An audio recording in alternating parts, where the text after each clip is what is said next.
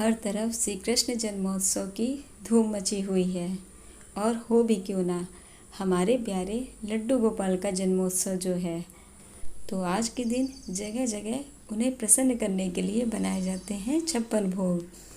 नहीं 56 भोग हो सकता तो क्यों ना हम उनका एक ऐसा भोग बनाएं जो उन्हें बहुत प्रिय है। तो मात्र उनके सिर्फ एक भोग को बनाकर भी हम उन्हें प्रसन्न कर सकते हैं। तो इस भोग को बनाते समय आपको किन बातों का विशेष ध्यान रखना है और ऐसी कौन सी गलतियां हैं जो इस भोग को बनाते समय आपको नहीं करनी है, तो इन सभी चीज़ों की जानकारी आपको मिलेगी इस वीडियो में। तो आइए शुरू करते हैं हम आज की अपनी इस वीडियो को। तो सबसे पहले जब भी आप कृष्ण जी का भोग बनाने जाएं, आपको सबसे पहले किचन को साफ़ कर लेना है, साफ़ बर्तनों का प्रयोग करना है। आज मैं बता रही हूँ विशेष आपको धनिया पंजीरी की रेसिपी, जो कृष्ण जी को बहुत ही प्रिय है। तो यहाँ पे कढ़ाई हमें चढ़ा लेनी है। तो इस धनिया को डालने से पहले आपको धनिया को एक बार चेक कर लेना है कि इसमें कोई जीव तो नहीं है। ठीक इसी प्रकार आपको सारे मेवे में भी ये चीज़ चेक कर लेनी है, क्योंकि ऐसा प्रसाद हमेशा वर्जित माना जाता है। तो प्रसाद बनाते समय इस बात का आपको विशेष ध्यान रखना है। अब इस धनिया को हम 2 से 3 मिनट के करीब भूनेंगे। जब इसमें एक अच्छी महक उठने लगेगी तब हम गैस को बंद करेंगे। तो जब धनिया हमारी भुन जाएगी, इसे हम प्लेट में निकाल लेंगे और इसे ठंडा होने के लिए रख देंगे। अब यहाँ पे हम कढ़ाई में डाल देंगे गाय का देसी घी। गाय का देसी घी हमेशा प्रसाद बनाने के लिए सर्वोत्तम होता है। तो इसे डालने के बाद हम यहाँ पे लेंगे कुछ बादाम और काजू, जिन्हें हमें इस घी में भून लेना है। इसे कंटिन्यू चलाते रहेंगे और 1 मिनट तक भूनेंगे। इसे भी हम प्लेट में निकाल लेंगे और इसी बचे देसी घी में हम डाल देंगे 1 कटोरी मखाना। मखाने को भूनना बहुत ज़रूरी है। जब आप इन्हें भूनेंगी तो ये क्रिस्पी हो जाएंगे। इन्हें भी हम 1 से 2 मिनट बाद प्लेट में निकाल लेंगे। तो सभी ड्राई फ्रूट्स को भूनने के बाद इसे हम प्लेट में निकाल लेंगे और ठंडा होने के लिए रख देंगे। तो ये देखिए, अब तक हमारी धनिया ठंडी हो गई है। तो इसे अब हम मिक्सी के जार में डाल लेंगे और इसे पीस लेंगे।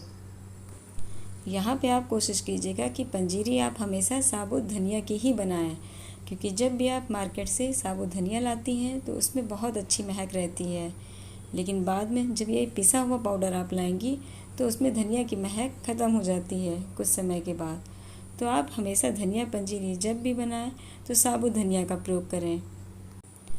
तो धनिया को यहाँ पे पीस लेने के बाद अब बाकी ड्राई फ्रूट्स भी हम पीसेंगे, पर अलग अलग, क्योंकि यहाँ पे मखाने हमें थोड़े से दरदरे पीसने हैं, पूरा महीन नहीं करना है।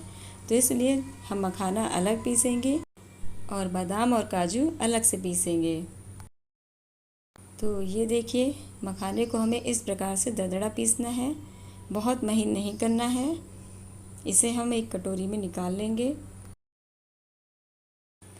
और अब बादाम और काजू को पीस लेंगे। तो ये काजू और बादाम हमारे पिस गए हैं। तो अब हम फिर से चलते हैं कढ़ाई की तरफ। यहाँ पे कढ़ाई में जो घी बचा हुआ है इसे हम रहने देंगे, साथ ही थोड़ा सा घी हम इसमें और ऐड कर लेंगे और इस घी में हम धनिया को वापस से फिर से भूनेंगे। क्योंकि पहले धनिया हमने सूखी भूनी थी, इसलिए अब एक बार घी डाल के इसे भूनना ज़रूरी है।